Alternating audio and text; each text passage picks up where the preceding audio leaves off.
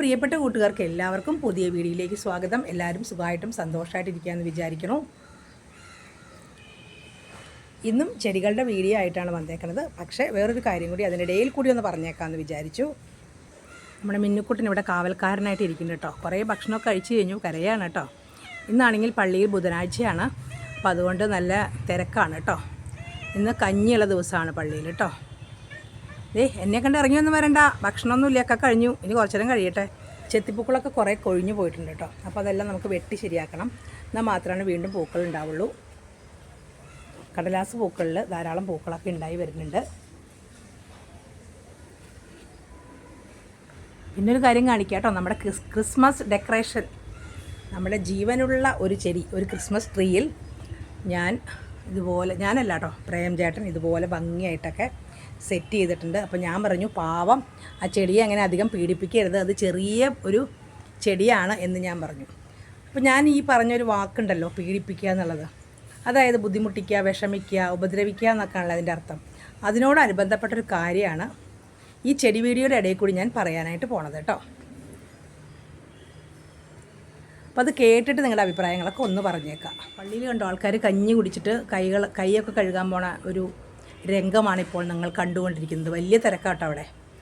ആദ്യത്തെ ഇത് കഴിഞ്ഞു, പ്രാർത്ഥന കഴിഞ്ഞിട്ടുള്ള കഞ്ഞി കുടിക്കലാണ്. രാവിലെ ഒരു 7 മണിയൊക്കെ ആകുമ്പോഴേക്കും തുടങ്ങുന്നത് കേട്ടോ. പ്രാർത്ഥന രാവിലെ തുടങ്ങും, കഞ്ഞി രാവിലെ 7 മണിയൊക്കെ ആകുമ്പോഴേക്കും ആദ്യത്തെ ആൾക്കാർക്കുള്ള കഞ്ഞി റെഡിയാവും. അത് പോട്ടെ, എങ്കിലും പറഞ്ഞു എന്ന് മാത്രം. സുപ്രധാനമായൊരു വിധി വന്നിട്ടുണ്ടായിരുന്നു അല്ലേ, ഒരു കോടതി വിധി. എല്ലാവരും കാത്തിരുന്നു, വർഷങ്ങളായിട്ട് കാത്തിരിക്കുകയാണ്. അപ്പോൾ അതിനെക്കുറിച്ച് ആധികാരികമായി സംസാരിക്കാൻ ഞാനൊരു വക്കീലോ ഒരു ജഡ്ജിയോ അങ്ങനെ ഒന്നുമല്ല. പക്ഷെ ഒരു സാധാരണ ഒരു സ്ത്രീയാണ് എന്ന നിലയ്ക്ക് എനിക്കും കുറച്ച് അഭിപ്രായങ്ങൾ പറയാനുണ്ട് കേട്ടോ. നിങ്ങളുടെ അഭിപ്രായങ്ങൾ എന്താണെന്ന് നിങ്ങൾ കമൻറ്റിലൂടെ പറയുക. എത്ര നാളായിട്ടൊരു പെൺകുട്ടി അനുഭവിച്ച വിഷമങ്ങൾ, ദുഃഖങ്ങൾ, സങ്കടങ്ങൾ അതെല്ലാം കെട്ടിച്ചമച്ചതാണെന്ന് പറയണ കേൾക്കുമ്പോൾ നമുക്ക് വല്ലാത്തൊരു സങ്കടം തോന്നൂലേ. ചില സമയത്ത് അങ്ങനെ ഒരാളെങ്കിലും അവരുടെ സ്വന്തം ജീവിതം ത്യാഗം ചെയ്തുകൊണ്ട്, ഹോമിച്ചുകൊണ്ട് ഒരു കെട്ടുകഥ ഉണ്ടാക്കുമോ? എനിക്കറിയില്ല. എന്തായാലും കുറച്ച് പേരൊക്കെ ശിക്ഷ കിട്ടിയിട്ടുണ്ട്, ചിലരൊക്കെ രക്ഷപ്പെട്ടിട്ടുണ്ട്. രക്ഷപ്പെട്ടവർ കുറ്റവാളികളാണോ അതോ തെറ്റ് ചെയ്തവരാണോ എന്നൊന്നും നമുക്കറിയില്ല. കോടതിയിലാണ്, അവിടെ നീതി ദേവത കണ്ണ് കെട്ടി ഇങ്ങനെ നിൽക്കുകയാണല്ലേ. അപ്പോൾ ഞാൻ ഇടയ്ക്ക് ആലോചിക്കാറുണ്ട് കേട്ടോ, ഞാൻ കോടതിയെ വിമർശിക്കുകയല്ല, എങ്കിലും ആ കണ്ണിൻ്റെ കെട്ടൊന്ന് അഴിച്ചു നോക്കിയിരുന്നെങ്കിൽ യാഥാർത്ഥ്യങ്ങളൊക്കെ ഒന്നുകൂടി ക്ലിയറായിട്ട് കാണാൻ പറ്റുമായിരുന്നു എന്ന് ഞാൻ കരുതിയിട്ടുണ്ട്. അവിടെ എന്താ പറയുക, നീതിക്കാണ് പ്രാധാന്യം എന്ന് പറയാറുണ്ട്. സത്യം ഒരിക്കലും തോൽക്കില്ല എന്നാണ് കേട്ടേക്കണത്. പക്ഷേ ഇടയ്ക്കിടയ്ക്ക് സത്യം തോറ്റു പോകണ കാണുമ്പോൾ വല്ലാത്ത സങ്കടം തോന്നാറുണ്ടല്ലേ.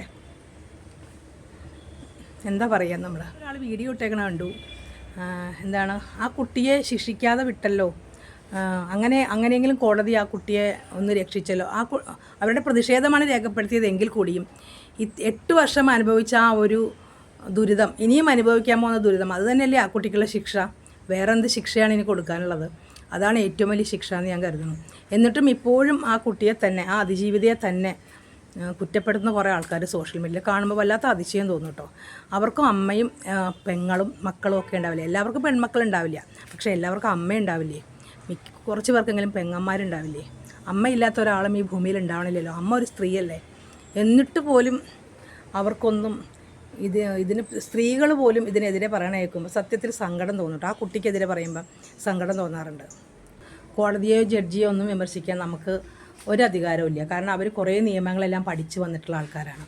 പക്ഷേ ചില സമയത്ത് നമുക്ക് തോന്നും, പണത്തിന് മീതെ പരുന്തും പറക്കില്ല എന്ന് പറയണ കേൾക്കാം. പരുന്തല്ല, ഒന്നും തന്നെ പറക്കില്ല, ഒരു ഈച്ച പോലും പാറില്ല എന്ന് നമുക്ക് തോന്നുമ്പോൾ സങ്കടം തോന്നും. ഇതിൽ ഉൾപ്പെട്ട പ്രധാനപ്പെട്ട പ്രതി എന്ന് പറയണില്ല, പ്രതി എന്ന് പറയാൻ പാടില്ലല്ലോ അല്ലേ, പ്രധാനപ്പെട്ട ഒരാൾ, അന്ന് ഒരു ആരോപണമേറ്റ ഒരാൾ എൻ്റെ ക്ലാസ്മേറ്റ് ആയിരുന്നു. എങ്കിൽ കൂടിയും എനിക്ക് എപ്പോഴും എന്താ പറയുക, തെറ്റിൻ്റെ കൂടെ നിൽക്കാൻ എനിക്ക് താല്പര്യമില്ല. എനിക്ക് ശരിയുടെ കൂടെ നിൽക്കാൻ മാത്രമാണ് താല്പര്യം. അതുകൊണ്ട് ഞാൻ എപ്പോഴും അതിജീവിതയുടെ ഒപ്പം തന്നെയാണ്. അതുപോലെ കഷ്ടപ്പെടുന്ന ഓരോ പെൺകുട്ടിയുടെ ഒപ്പമാണ്.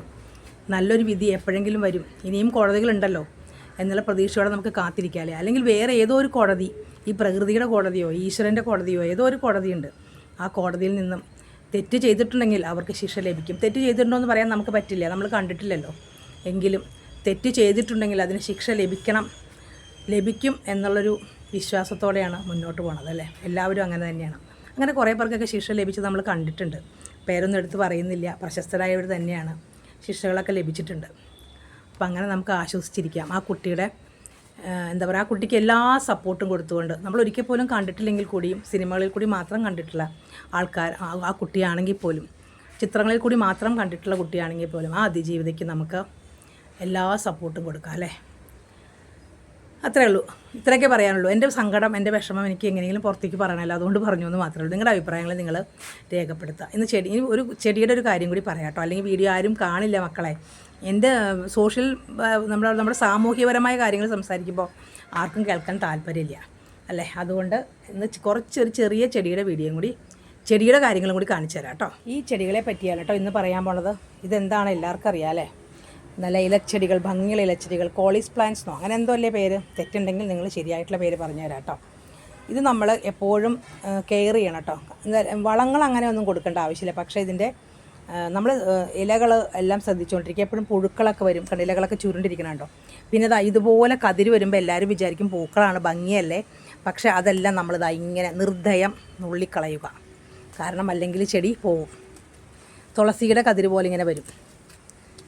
അപ്പോൾ നമ്മളതെല്ലാം എടുത്തു കളഞ്ഞു. ഞാൻ കുറേ ദിവസങ്ങളായിട്ട് ഇതിനെ ശ്രദ്ധിക്കാറില്ല കേട്ടോ. അതുകൊണ്ടാണ് ഇതൊക്കെ ഇങ്ങനെ മോശമായിട്ട് നിൽക്കുന്നത്. എൻ്റെ കയ്യിൽ ഒരു 10 കളറിൽ കൂടുതലുണ്ടായിരുന്നു കേട്ടോ. അപ്പോൾ എല്ലാം ശ്രദ്ധിക്കാതെ അങ്ങനെ പോയതുകൊണ്ട് കുറേ ചെടികളാവുമ്പോഴേ നമുക്ക് നോക്കാൻ ബുദ്ധിമുട്ടൊക്കെ ഉണ്ടോ. ഇത്രയും ചെടികൾ ഇവിടെയൊന്നും അല്ല, ഇനിയും കൂടുതൽ ചെടികളുള്ളതുകൊണ്ട് നമുക്ക് എല്ലാത്തിനും അങ്ങനെ കെയർ ചെയ്യാനായിട്ട് പറ്റണില്ല കേട്ടോ. അതുകൊണ്ടാണ് ഒന്ന് നോക്കുമ്പോൾ ഒന്ന് പോകും, അങ്ങനെയാണ്. അപ്പോൾ അതുകൊണ്ട് ഇങ്ങനെയല്ല. പിന്നെ നമുക്കിതെല്ലാം മുറിച്ച് നല്ല ഭംഗി, ഇങ്ങനെ വളരെ വല്ലാണ്ട് പൊക്കം വയ്ക്കുമ്പോൾ മുറിച്ച് മാറ്റി ഭംഗിയാക്കി നടണം കേട്ടോ. ഇത് 2 കളറായിട്ട് ഞാൻ ഒരുമിച്ച് നട്ടു കൊടുത്തേക്കണം കേട്ടോ. ഇത് വേറെ, ഇത് വേറെ. ഇതിപ്പോൾ എടുത്തപ്പോൾ തന്നെ ഒടിഞ്ഞു പോയി. അപ്പോൾ ഇങ്ങനെയുള്ള തണ്ടുകൾ എടുത്ത് നമുക്ക് വെള്ളത്തിലിട്ട് വെച്ചാൽ അതിൻ്റെ വേരുകൾ വേഗം വരും കേട്ടോ. എന്നിട്ട് വേഗം നട്ടു കൊടുക്കാം, അല്ലെങ്കിൽ നട്ടു കൊടുക്കാം. പിന്നെ വെയിലത്ത് വെക്കരുത്. നട്ടതിന് കുറച്ച് ദിവസം നമ്മൾ വെയിലത്ത് നിന്ന് മാറ്റി വയ്ക്കുക. അതിന് ശേഷം പിടിച്ച് നല്ല ഭംഗിയാട്ടോ കാണാനായിട്ട്. ഇത് നല്ല കളറാണ്, നല്ലൊരു ഭംഗിയാണ്. ഇത് കുറേ ഉണ്ട് എൻ്റെ അടുത്ത്, നിലത്തൊക്കെ വീണ് ഇങ്ങനെ മുളച്ച് നിൽക്കുന്നുണ്ട് കേട്ടോ. ഇതും നല്ല ഭംഗിയാണ്. ഇതിന് വലിയ ഇലകളാവും നിലത്ത് വെക്കുകയാണെങ്കിൽ. ഇതാണിപ്പോൾ തീരെ മോശമായി പോയേക്കണത്. ഇതൊക്കെ ഒന്ന് മാറ്റി നടണം. അപ്പോൾ ഇതാണ് ഞാൻ ഇന്നത്തെ ഈ ചെടികളുടെ വീഡിയോ ഇതാണ് കാണിക്കാമെന്ന് പറഞ്ഞത്. ഇത് നമ്മൾ എന്താ ചെയ്യേണ്ടതെന്ന് വെച്ചിട്ടുണ്ടെങ്കിൽ, നമ്മൾ ഇതുപോലത്തെ കമ്പുകൾ എടുത്ത്, എല്ലാവർക്കും അറിയാമായിരിക്കും, വെള്ളത്തിലിട്ട് വയ്ക്കുക. കുറച്ച് ദിവസം കഴിയുമ്പോൾ അതിൻ്റെ വേരുകൾ വരും. എന്നിട്ട് നമ്മൾ നട്ടു കൊടുത്താൽ വേഗം പിടിക്കും. പ്രത്യേകിച്ച് അങ്ങനെ വളങ്ങളുടെ ആവശ്യങ്ങളൊന്നുമില്ല. ധാരാളം വെള്ളം വേണതിന്, അത്ര മാത്രമേ ഉള്ളൂ കേട്ടോ. ഒരാൾ വന്ന് കാത്തിരിക്കുന്നുണ്ട് ഇവിടെ. ഇത് നമ്മുടെ പ്രൊപ്പഗേഷൻ സ്ഥലമാണ്. വെയിലൊന്നും ഇല്ലാതെ കൊണ്ടുവന്ന് വെക്കുന്ന സ്ഥലമാണ് കേട്ടോ, പിടിപ്പിക്കാനായിട്ട്. അപ്പോൾ ഞാൻ കുറച്ച് പുതിന വെച്ചിട്ടുണ്ടായിരുന്നു. ഇതിന് വേരൊക്കെ വന്നിട്ടുണ്ട് കേട്ടോ. ഇനി അതൊക്കെ ഒന്ന് നടണം. പുതിന ഇലകൾക്കൊക്കെ വേര് വന്നിട്ടുണ്ട്. ഇതുപോലെ ഞാൻ വെള്ളത്തിലിട്ട് വെച്ചതേ കണ്ടോ, ആ ചെടി അതിന് വേര് വന്നേക്കണം കേട്ടോ. ഇതുപോലെ നമ്മൾ ഇതെല്ലാം എടുത്തിങ്ങനെ വെള്ളത്തിലിട്ട് വെക്കുമ്പോൾ വേര് വരും. അപ്പോൾ നമുക്ക് പെട്ടെന്ന് നട്ടു കൊടുക്കാനായിട്ട് സാധിക്കും. അതാണ് ഞാൻ പറഞ്ഞത്. അപ്പോൾ ഇന്നത്തെ വീഡിയോ ഇത്രയേ ഉള്ളൂ. നിങ്ങൾക്ക് ഇഷ്ടമായോ എന്ന് എനിക്കറിയില്ല. ചെടികളുടെ ഒപ്പം ഞാൻ കുറച്ച് സാമൂഹ്യപരമായ കാര്യങ്ങളും കൂടി പറഞ്ഞിട്ടുണ്ട്. ഇഷ്ടപ്പെടുകയാണെങ്കിൽ എല്ലാവരും സപ്പോർട്ട് ചെയ്യുക, സബ്സ്ക്രൈബ് ചെയ്യുക, ലൈക്ക് ചെയ്യുക, കമൻറ്റ് ചെയ്യുക കേട്ടോ. പുതിയ വീഡിയോ ആയിട്ട് വരുന്നവരെ എല്ലാവരും സുഖമായിട്ട് സന്തോഷമായിട്ടിരിക്കുക. എല്ലാവർക്കും ടാറ്റാ.